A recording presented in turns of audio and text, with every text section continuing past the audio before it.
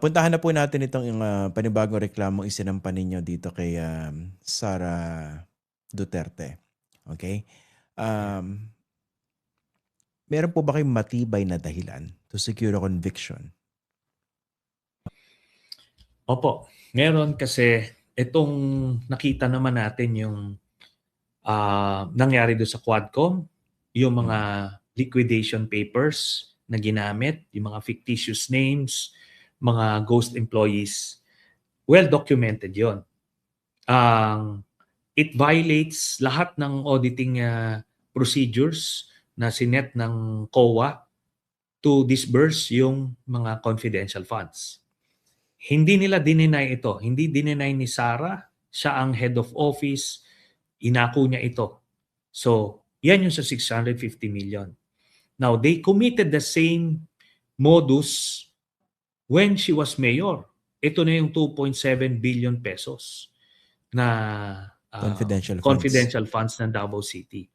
At para malagay sa proper context, ang annual confidential funds nila doon ay 450 million, which is higher than all the confidential funds of all cities in Metro Manila combined. So doon mo makikita. Talagang cash cow nila itong confidential funds. So the pattern of behavior has been established. 11,000 ghost employees ang nakita ng COA dito as early as 2015, 2016, 2017. Continuous yung kanilang reports. Kaso, dahil naging presidente na si Duterte, hindi na nagkaroon ng tapang yung COA to pursue at i-declare i-disallow.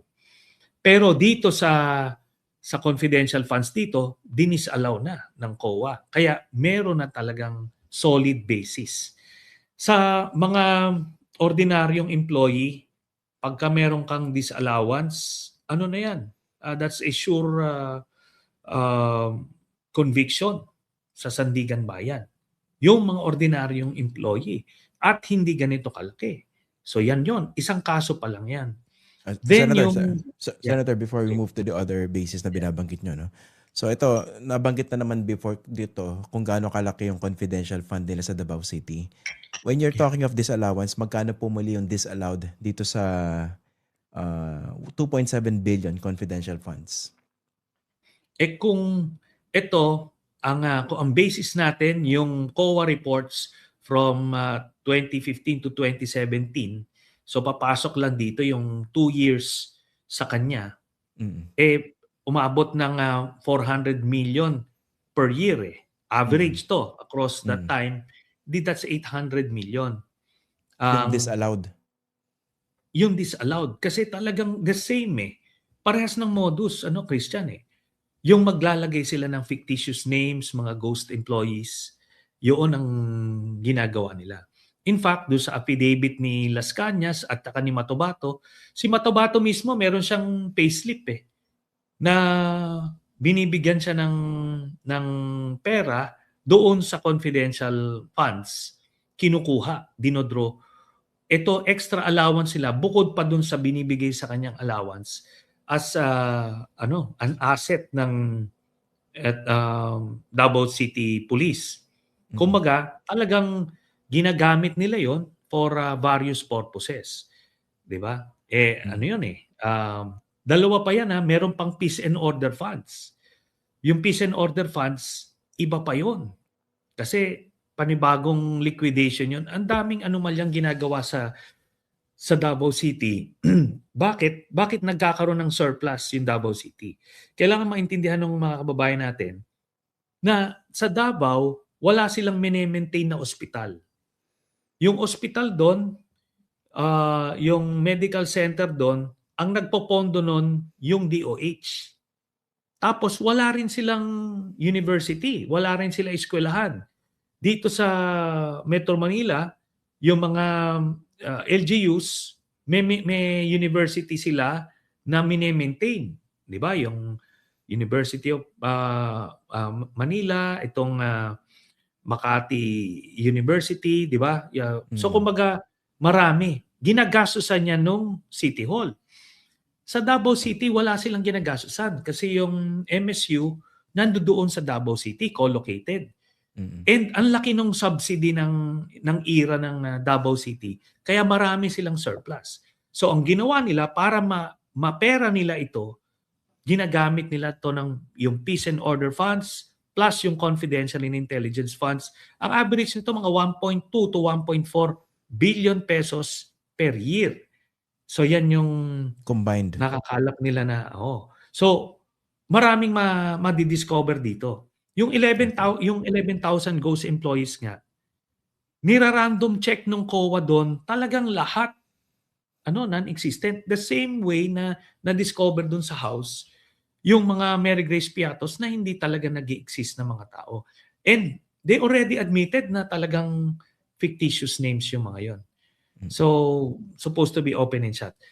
Pero yung kwan dito, Christian, ang pinakang clincher dito ay yung ill-gotten wealth.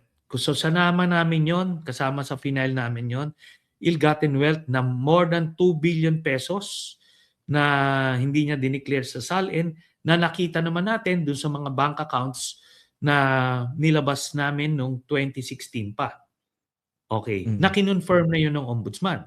So dito, pagka ill-gotten wealth kasi, pagka sinimula na ng ombudsman yung investigasyon, kukuha sila magre-request sila sa AMLAC ng list of flag transactions ng mga Dutertes, ni Sara at ni Manscarpio. Lalabas yon. At ngayon, pagka ill-gotten wealth kasi, ang kaso mo, ang burden of proof is nasa iyo. Pag na-establish na ng ombudsman na nandirito yung pera nga sa bangko mo, pero hindi mo ito na-declare, ngayon, ikaw ang magpo-prove kung saan mo galing itong mga pera na ito. Kung legit. Yun. Yeah. So, kumaga, that's a special law wherein baliktad yung burden of proof. So, nagsiship yan sa akusado.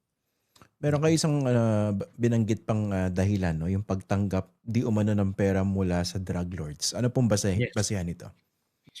So doon sa same document na yon that we presented noong 2016 pa, nandoon yung mga pangalan ng mga pamilya ng Duterte. Si Digong, Sara, Pulong, Baste, Hanilet, Kitty, pati nga si Kitty.